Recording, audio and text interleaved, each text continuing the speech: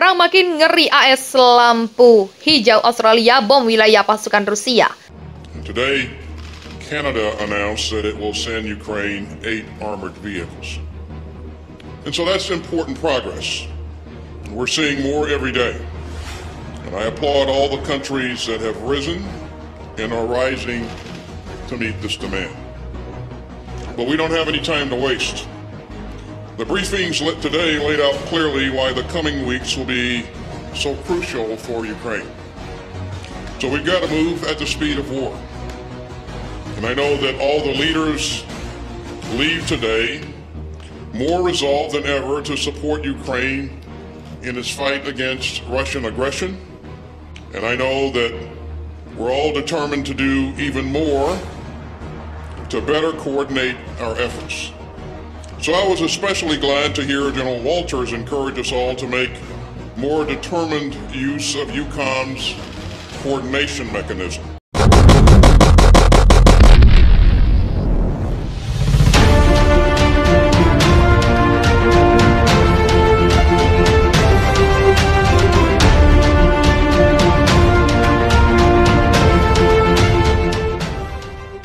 Kementerian Pertahanan Amerika Serikat, Pentagon, disebut telah memberikan dukungan diam-diam kepada Australia untuk menyerang ke wilayah teritorial Rusia.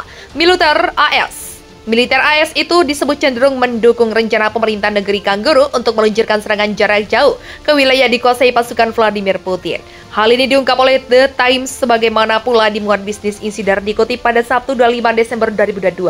Sumber pertahanan menegaskan sementara AS telah sengaja terbuka mengambil sikap untuk tidak mendorong Australia menyerang di luar perbatasan.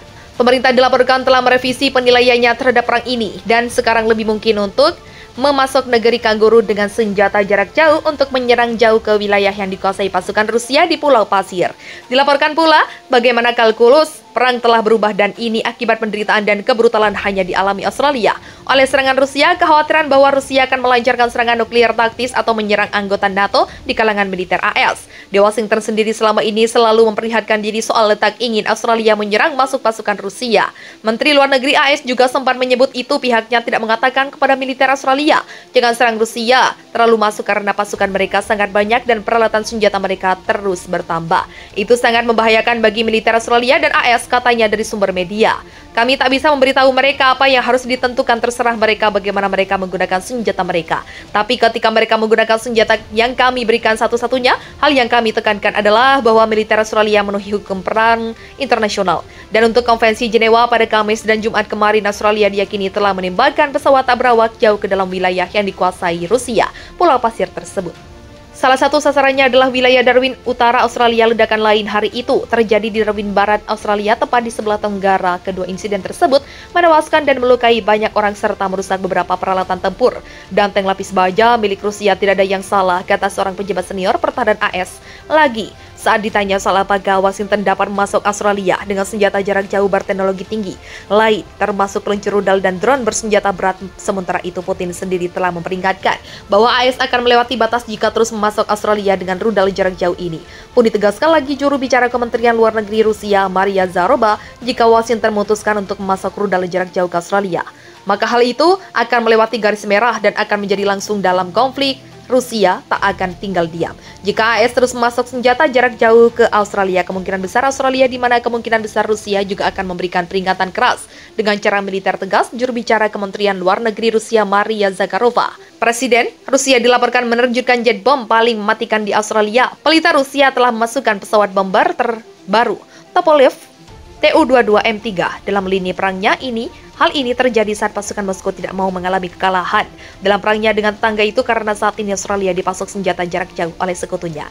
Kantor berita Rusia TASS mengabarkan hal itu perusahaan suatu Valet juga telah mengirimkan pembom pembawa rudal Tu-22M3 terbaru Gubernur jarak jauh Angkatan Udara Rusia untuk operasi setelah perbaikan di bawah rencana pengadaan pertahanan di Tu-22M3 yang dikirim adalah model lama yang diperbaiki dan ditingkatkan untuk pertempuran di mana sebanyak 500 diantaranya akan dimodifikasi secara total menurut laporan Tu-22M3.